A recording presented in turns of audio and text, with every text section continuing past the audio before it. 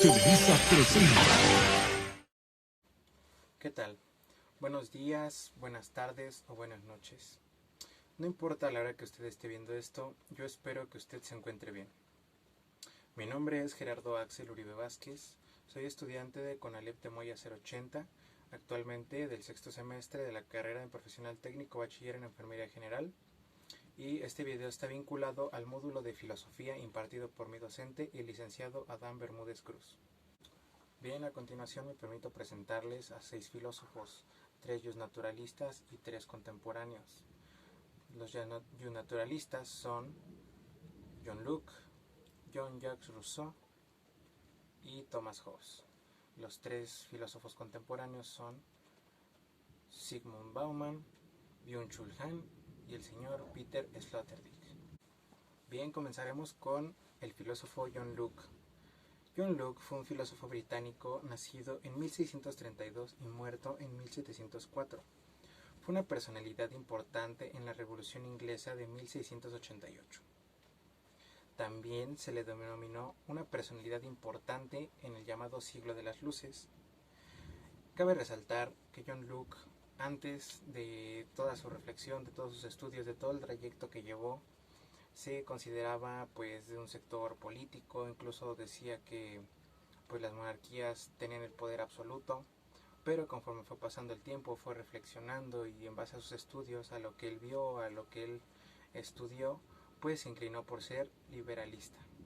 Él apoyaba el liberalismo. Bien, él también definió el estado natural. El estado natural él lo define como un estado sin organizaciones sociales ni políticas. Totalmente liberal esta idea.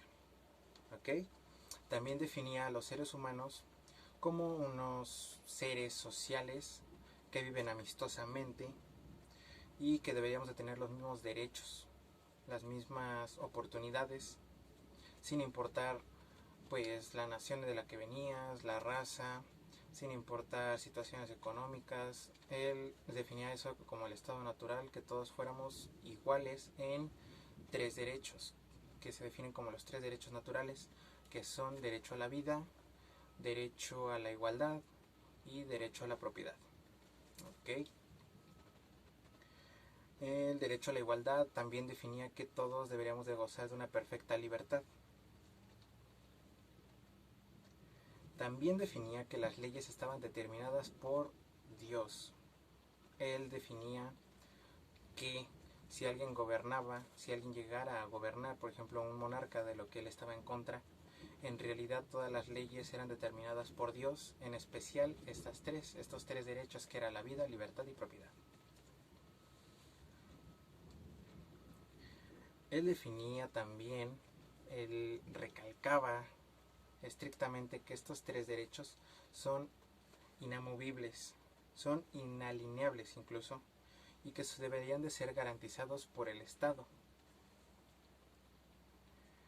También decía que los humanos deberíamos de vivir en sociedad, que teníamos que ser un conjunto para generar un mismo estado natural.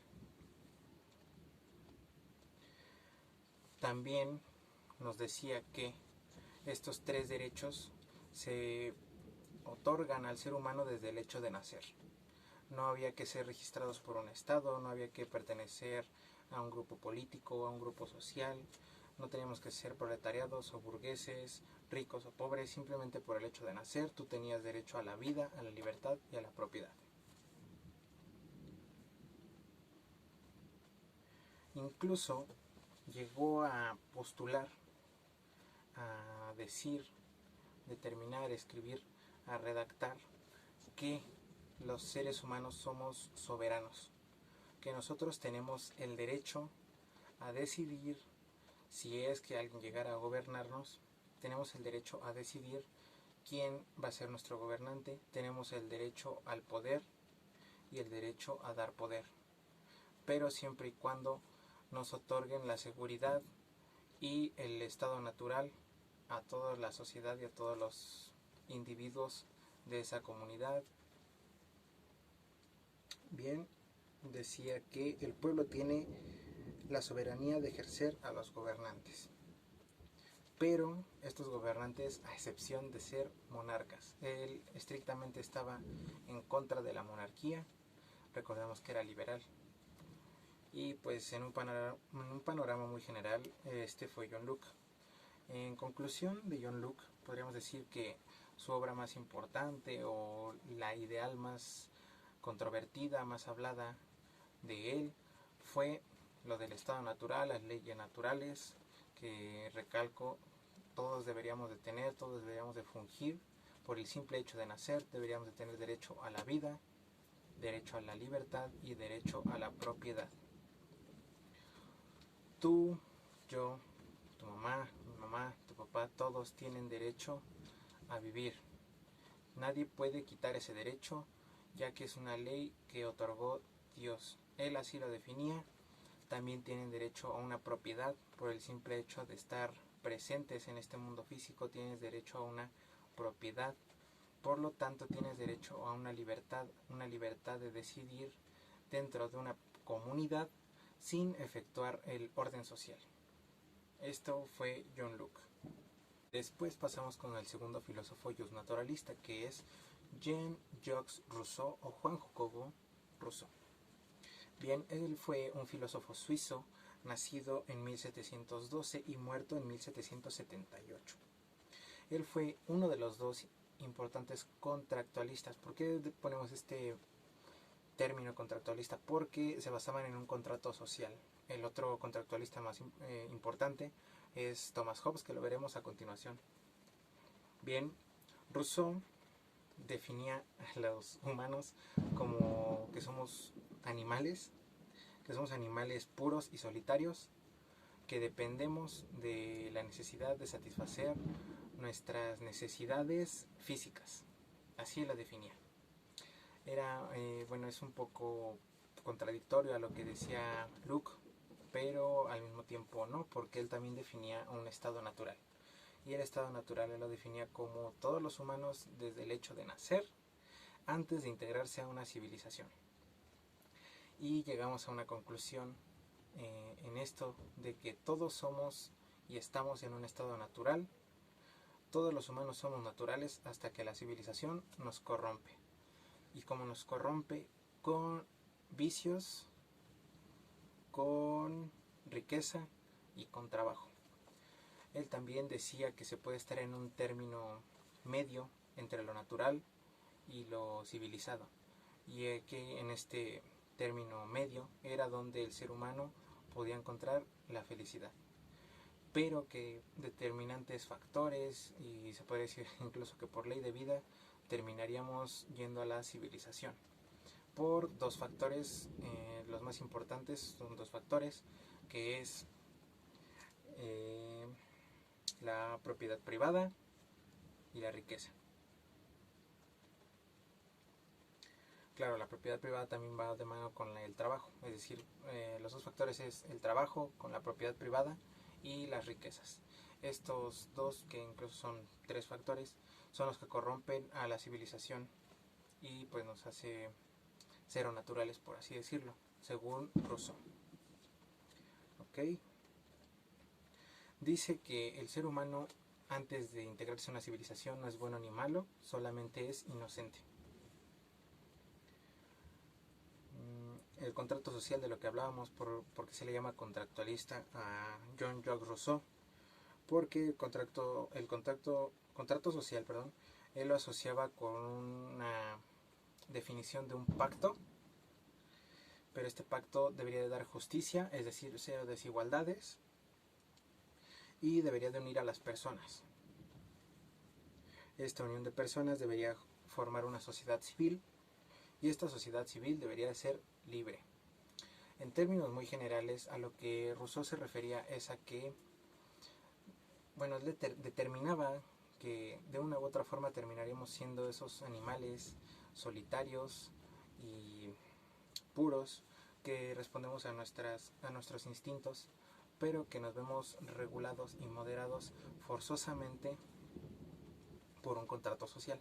Es decir, tú me das algo a cambio para que yo pueda estar como en paz, tranquilo, seguir preservando la tranquilidad en esta sociedad.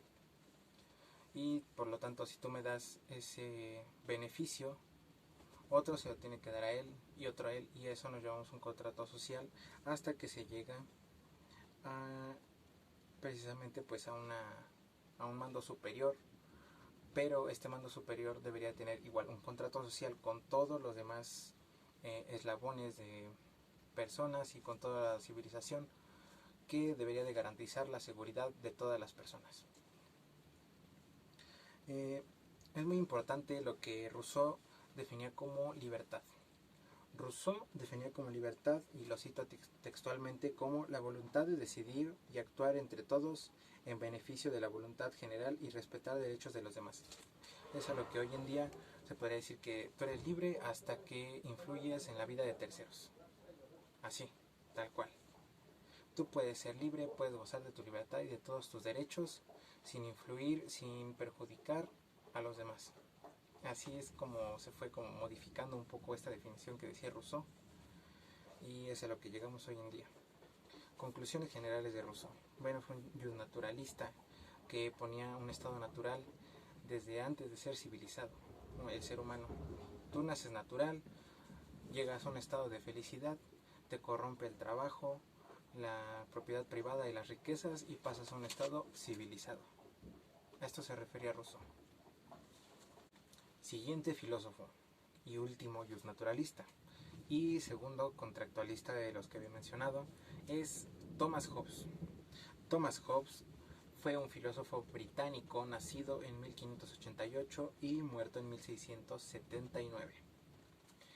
Debido al entorno en el que se desarrolló Hobbes, que fue en la Guerra de los 30 años, y pues estuvo metido en un entorno de guerras y conflictos sociales, se podría decir que él vivió en carne propia lo que es la verdadera naturaleza humana, que está en contraparte, muy en contraparte de lo que decía el primer naturalista, John Locke, que decía él que somos sociales, que vivimos pues como en armonía, que todos gozamos de estos tres derechos naturales, a la vida, a la libertad y a la propiedad.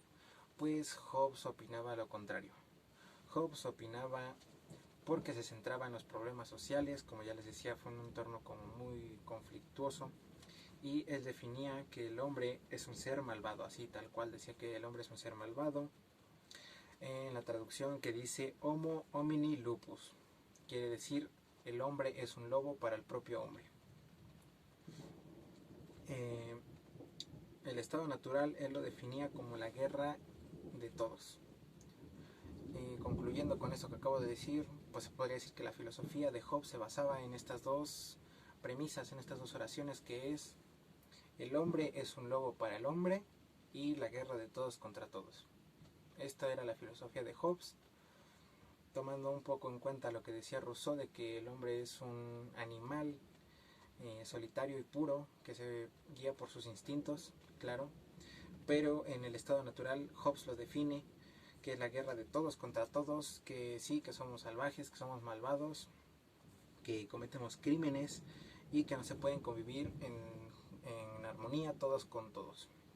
Pero él destaca que debido a estos conflictos, debido a estas desigualdades, a estos problemas, pues el ser humano es inteligente, y claro que no se iba a dejar guiar por estas razones, esta naturaleza de ir como un animal por ahí, como decía Rousseau. Él decía que somos inteligentes y por lo tanto generamos pactos sociales. Este pacto social tenía un objetivo muy claro, que era la seguridad. Tú y yo podríamos hacer un pacto siempre y cuando tú me garantices mi seguridad y yo podría estar a favor de ti. Es lo que vemos hoy en día con, por ejemplo, un partido político.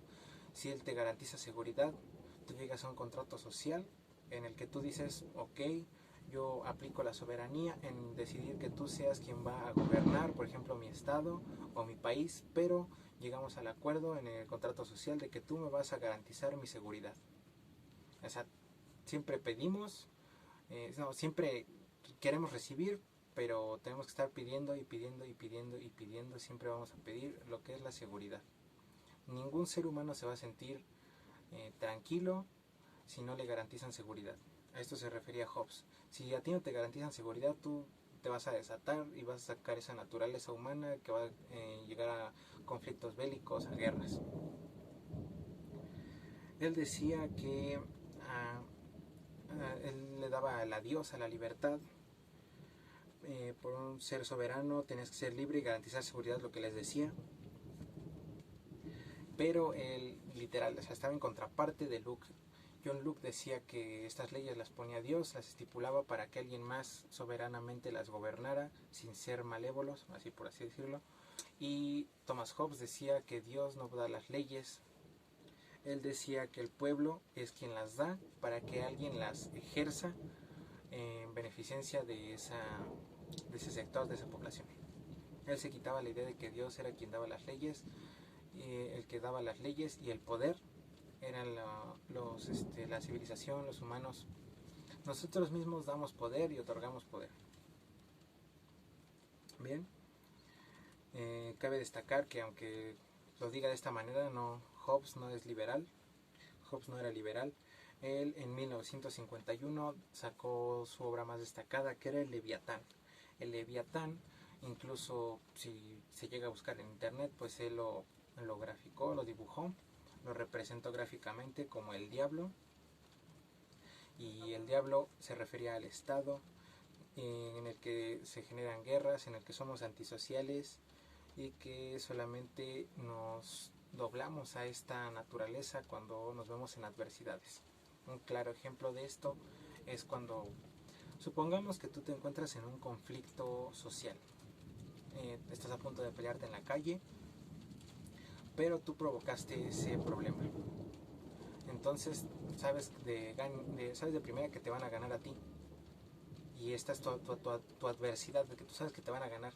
Entonces aquí es donde pierdes todos tus instintos animales y toda tu agresividad, y se puede decir que doblan las manos y vas y le dices a un policía, pero este policía puede decir que es el estado natural que te va a garantizar seguridad. O sea, esa es nuestra adversidad. Somos un poco hipócritas, se puede decir que Hobbes lo decía así. Él también, haciendo un poco alusivo a lo que era pues Immanuel Kant, decía que la inteligencia viene de la experiencia. También decía que el pacto de la unión por encima del poder político, y todo así protege a los tres derechos naturales. Claro, Hobbes decía que hay que estar como sometidos a un gobierno, sometidos a alguien que nosotros mismos vamos a elegir para que haga función de nuestros tres derechos naturales, que deberían de ser estrictamente inalineables por el simple hecho de nacer, pero que se fue perdiendo esa idea de John Locke y fuimos cayendo en poder, perdimos los términos liberales y terminamos siendo pues completamente sometidos a un tipo de poder, a un leviatán. Él lo decía, a un leviatán. Y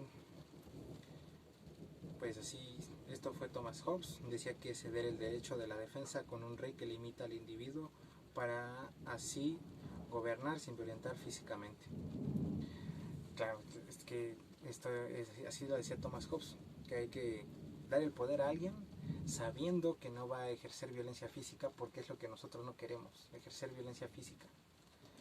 Ahí dejamos de lado este término animal, de que vamos por la beneficencia de no guerras, no nada, siempre y cuando sepamos escoger a quién nos va a gobernar.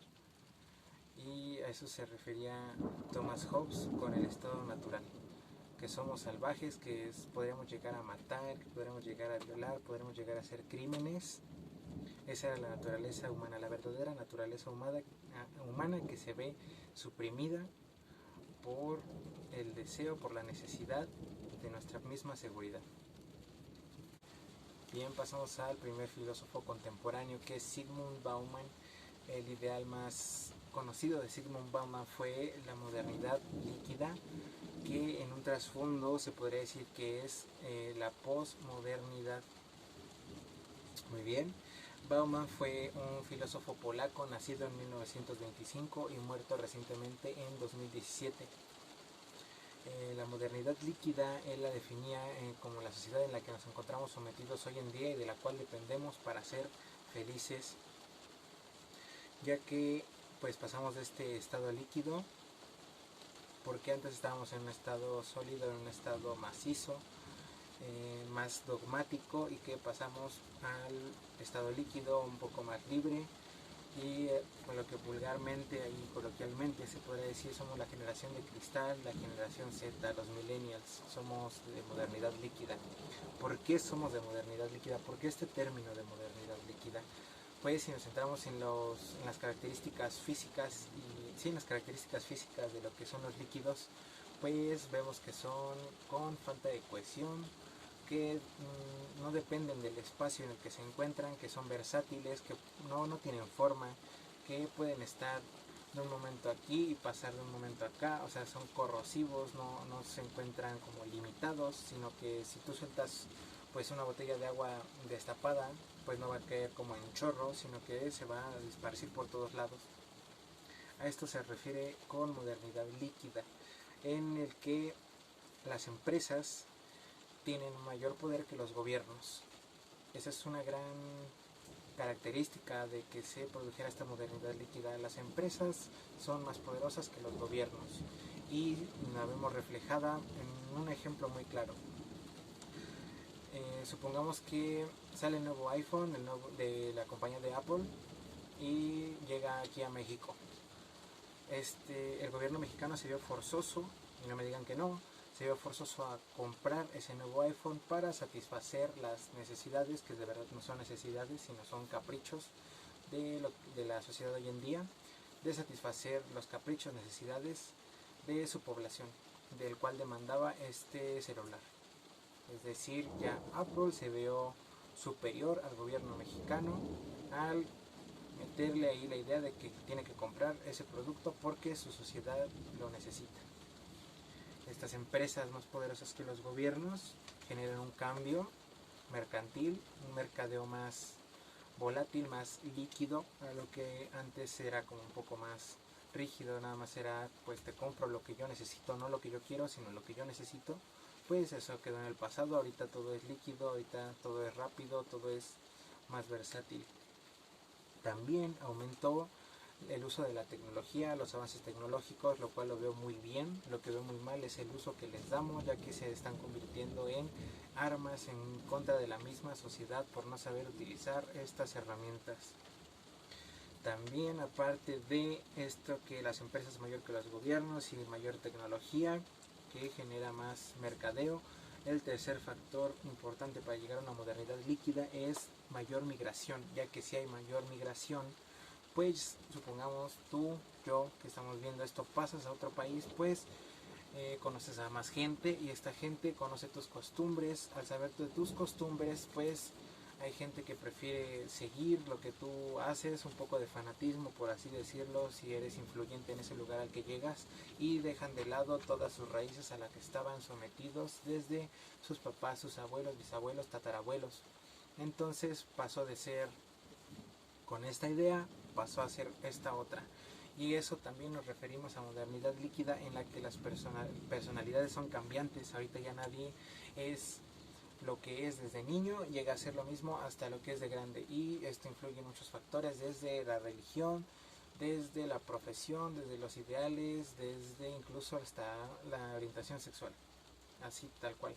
Ahorita la personalidad ya no vale, todos son cambiantes en esos aspectos que mencioné y muchos más. Hoy puede ser católico, en 2 meses más pues decide ser budista, luego en 2 más quiere ser ateo, y así jamás terminas de ser alguien concreto, alguien completamente seguro de lo que eres, de lo que quieres, sino que somos líquidos, somos cambiantes. También, pues a lo que les decía era alusivo mayor libertad. Tienes la libertad de decidir lo que tú quieras hacer, ser lo que tú quieras hacer. Si entras a un trabajo, tú no entras entras en un puesto, pero puede que no salgas en el mismo, o puede que no te quedes en el mismo, porque como somos versátiles, pasamos de un lugar a otro, porque somos líquidos, nos escabullimos como el agua. Pues de pasar a ser este puesto, puedes llegar a ser este, y si te va bien, puedes llegar a ser este, y si no, puedes llegar incluso a ser este, o salir porque ya no quieres responsabilidades, no quieres hacer antigüedad, pero si quieres pensión. Eso es lo que vemos hoy en día, que somos líquidos, que queremos comodidades a nuestras, a lo que queremos y no a lo que necesitamos. O sea, también somos líquidos, bueno, somos de modernidad líquida, se dice, porque somos muy consumistas. Ya no compramos la ropa que vestimos por necesidad de vestirnos, sino por necesidad de moda, de estar a la vanguardia en cuanto a lo que vemos, a los estereotipos. También los estereotipos tienen mucho que ver con lo que es modernidad líquida. Bien, ahora pasaremos con el segundo filósofo contemporáneo, Byung-Chul Han. Byung-Chul Han es un filósofo de Corea del Sur, un filósofo coreano, nacido en 1959, que hasta la actualidad se encuentra vivo en 2021. Y en lo que platicaré un poco es de la sociedad del cansancio, de Byung-Chul Han. La sociedad del cansancio él la define también como lo que se está viviendo hoy en día y lo que es predecible que sigamos por mucho tiempo más hasta que no sepamos estar en paz y tranquilos con nosotros mismos, con un silencio mental, que tengamos tiempo de razonar, poner pausas a nuestra vida, sino que la vida cada vez fluye más rápido, más rápido, más rápido. Nos vemos inmersos en una sociedad de cansancio en la que somos exitosos, sí, pero ¿a cuesta de qué? A cuesta de lo que dice Byung-Chul Han, que son trastornos neuronales que derivan en enfermedades mentales como son ansiedad, depresión, síndrome de hiperactividad, síndrome de burnout. ¿Qué es burnout? Burnout es un síndrome en el cual te ves sumergido en un entorno en el que te desempeñas la mayor parte de los días, la mayor parte del tiempo. Un ejemplo claro es un oficinista, otro ejemplo claro podría ser un estudiante. Un estudiante y un oficinista pueden sufrir de síndrome de burnout al estar sumergidos en una sociedad de cansancio. Se ven estresados, se ven fatigados, se ven molestados del entorno en el que están, no se desempeñan igual a como entraron a esa carrera, por ejemplo, o a ese puesto de trabajo, sino que se ven sumergidos en un entorno de estrés y terminan pues perdiendo la esperanza en lo que quisieron llegar a ser. También uno de los errores que tenemos es la creencia de voluntad. Y pues claramente esto es falso. Ya, no quiero ser pesimista, sino quiero ser realista. También mucho de esta sociedad de cansancio tiene que ver con nuestra creencia de la voluntad, en la que nos vemos sometidos en un rendimiento y disipa en un control. Pero pues este rendimiento de la creencia de la voluntad es el yo lo puedo hacer y yo lo quiero hacer y yo lo tengo que hacer.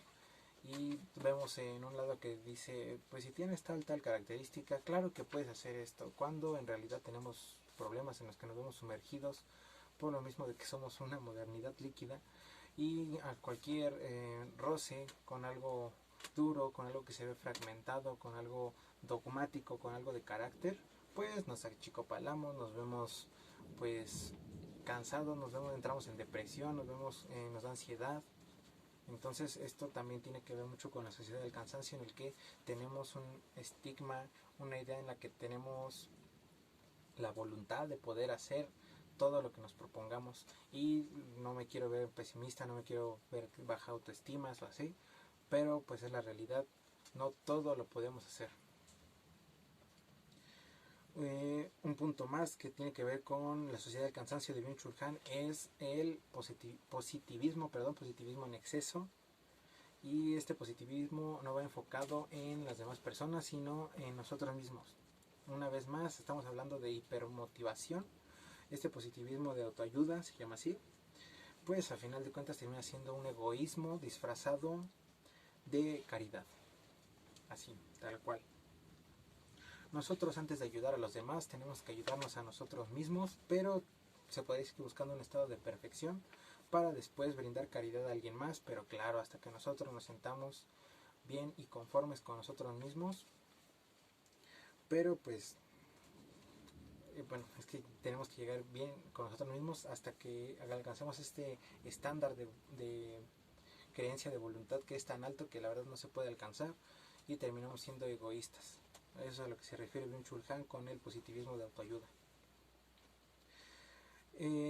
También un factor más son los macroestímulos, que son multitareas, y cero descanso en la paz mental, no hay silencio, no hay ocio, pero sí hay éxito acá, a costa de enfermedades.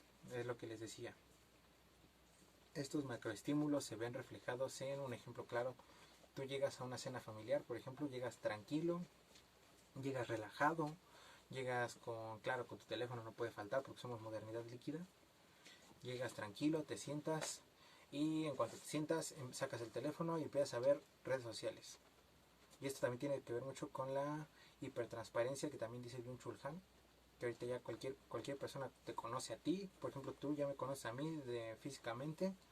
Y también tiene que ver con modernidad líquida. Yo no me dependo del espacio, yo no tengo que viajar hasta donde estás tú en tu casa para explicarte esto. Yo me sirvo de mis herramientas tecnológicas y rompo el espacio. Somos líquidos tú y yo en este momento. Y vuelvo al ejemplo, este macroestímulo, sacas tu celular y empiezas a ver redes sociales, y ya viste en dónde está tu compañero, ya viste qué está haciendo, y en ese mismo momento tu hermano, tu hermana, tu mamá, tu papá, tu tío, tu pareja sacan su celular también y empiezan y ya te mandaron mensaje 2, 3 personas, y entonces ya no sabes si responder el mensaje o ver la publicación que sacó él o ella, y tu tío por acá está hablando y están gritando y pasan los carros y está prendida la televisión y están viendo las noticias y hay voces por todos lados y entonces no hay paz mental. No hay tiempo para un ocio pues productivo o de beneficencia para nosotros mismos, sino que nos encontramos sometidos a macroestímulos. Este es a lo que se refiere Byung-Chul Han con la sociedad del cansancio, que si nos damos cuenta va ligada con lo que es la modernidad líquida. Finalmente, para concluir con esta exposición de filósofos, paso con el tercer filósofo contemporáneo, que es Peter Sloterdijk. Peter Sloterdijk es un filósofo muy conocido alemán, nacido en 1947 y que vive en la actualidad 2021. Y él toma ideales tanto de Hobbes, un naturalista, y toma ideales de Byung-Chul Han, contemporáneo. Los une y saca una conclusión, una definición de lo que es el cinismo. Y pues claramente a lo que dice Sloterdijk es que nos damos cuenta que cada vez la sociedad va siendo más cínica. En un momento lo vamos a ver por qué. El cinismo viene desde, no es de ahorita, el cinismo viene desde la antigua Grecia y los griegos lo relacionaban a que un cínico era la relación con un perro. Así relacionaban la palabra cínico con los perros. ¿Por qué la relacionaban? Porque decía que ser cínico significaba ser independiente, significaba ser antisocial. Aquí vemos lo de Hobbes, y lo de independiente un poco con lo de Byung-Chul Han, que nos queremos valer por nosotros mismos para llegar a lo más alto, y por lo mismo terminamos en una sociedad de cansancio por querer hacer todo nosotros mismos. Independientes, antisociales, y que solo necesitaban lo necesario para vivir, no aspiraban a más, incluso pues odiaban un poco lo material, en contraparte a lo que decía Karl Marx, claro. Odiaban lo material y solamente se basaban en lo que era la naturaleza, las deidades, los dioses. Se cerraban a querer aspirar a más, y me refería a cosas materiales, o sea, solo se centraban en lo que necesitaban y con eso era suficiente. Por eso se les denominaba cínicos a los perros. Y entonces pues así se definía en la antigua Grecia lo que era un cínico. Y Peter Sloterdijk toma un poco de este término de la antigua Grecia, ideas de Hobbes, ideas de Byung-Chul Han, y lo que ahora se define como un cínico es persona que tiene cero bondad en las demás personas, en los demás humanos. Pierde la sinceridad con las demás personas, se puede decir que es mentiroso, pierde la bondad, pierde la esperanza en las demás personas. Es de baja motivación, claro, es de baja motivación. Es de alta desconfianza, es de alto sarcasmo e ironía, y son muy minimalistas. Lo mismo a lo que decíamos de los perros, que solo necesitan lo necesario para vivir y hasta ahí minimalistas. Solamente necesito lo que yo quiero, lo que yo necesito, y hasta ahí. Yo no veo necesidades de nadie más, yo no veo necesidades incluso de mí mismo que yo necesito y que no me doy cuenta solo por ser minimalista. Bien, se centran más en lo intelectual que en lo espiritual, y no quiero hacer alusión a temas religiosos, a temas de ateístas, a temas de científicos, de que entonces está mal ser intelectual. Pues no, A lo que me refiero es a que se basan, a que dejan un poco el lado humano, espiritual me refiero a lo ético, a los valores de las personas, y se centran más en lo intelectual. Si lo vemos en un claro ejemplo, pues lo podemos ver en que prefieres más, supongamos, el dinero que a tu familia. Si así lo quieres ver, eso es ser una persona cínica, porque tú te estás centrando más en lo que tiene un valor un poco, pues, material, pero minimalista. Recordemos que son minimalistas, o sea, se centran en lo material pero minimalista, no aspiran a más, no ven más necesidades, solamente lo que ellos quieren ver, y dejan de lado lo moral y lo ético. Son irónicos, son sarcásticos, incluso un poco burlones. Tienen falsas personalidades, claro, se muestran de otra manera como son, por lo tanto son mentirosos, como lo habíamos dicho, son cero sinceros con los humanos. Son los llamados antisistemas y políticamente llamados, bueno, políticamente, ya incluso en sociedad, ya cada quien usa el término como quiera para llamar a alguien como un anticristo, por quererlo llamar así, y no metiéndonos en temas religiosos, sino anticristo por ser como antisistemas, antisocial, que vas en contra de lo que las demás personas dicen solo por querer hacer el mal. Eso es, para mí, yo defino eso así como un anticristo. No tiene que ver con temas religiosos, temas diabólicos, satánicos, nada de eso. Simplemente tú vas en contra de lo que él dice con tal de hacerle el mal. Eso para mí es ser un anticristo, pero tienes que influir pues globalmente. Un claro ejemplo de, no, y clarísimo ejemplo de alguien que es sarcástico, y de todo lo que acabo de describir, el claro ejemplo de un anticristo, de un cínico, de un sarcástico, de un irónico y de todo, Hitler, por ejemplo. Él fue denominado un anticristo por haber matado a tanta raza humana, porque no creía en la bondad de ellos, simplemente se centraba en lo intelectual. Él veía a los alemanes como lo más alto de todas las razas, pero era minimalista porque no veía las capacidades de las demás personas. Era de falsa personalidad, se terminó suicidando, un poco cobarde lo que hizo. Era mentiroso, antisistemas, un anticristo, así lo veían. Y pierde la fe en la humanidad. Él no creía en nadie más que en él mismo y en algunos alemanes, porque incluso no en todos, solamente veía por sus tropas. Él es un claro ejemplo de lo que es ser un cínico en la actualidad. Y pues hasta aquí es la explicación de los tres naturalistas y los tres contemporáneos. Lo que fue John Locke, Jean-Jacques Rousseau y Thomas Hobbes. Lo que fue Zygmunt Bauman, Byung-Chul Han y Peter Sloterdijk, filósofos contemporáneos. El estado natural, los naturalistas veían el estado natural, y lo que vimos ahorita contemporáneo fue la modernidad líquida, el cinismo de Peter Sloterdijk y Byung-Chul Han, la sociedad del cansancio. Yo personalmente los invito a que realicen investigaciones, a que lean un poco más acerca de estos temas, acerca de estos filósofos que tienen pues ideas muy importantes, muy interesantes, que tenemos pues que hacen frente, más que nada los contemporáneos hacen frente a lo que se está viviendo hoy en día, y vemos hacia el pasado lo que fue el naturalismo, que vemos las ideales que antes se tenían y que deberían de preservar algunas cosas como las leyes naturales que decía John Locke, y que se han perdido, que se han corrompido por la misma sociedad, y que pasamos a una etapa de posmodernidad, que no se dice que es posmodernidad por no escucharse un poco brusco, sino que somos modernidad líquida.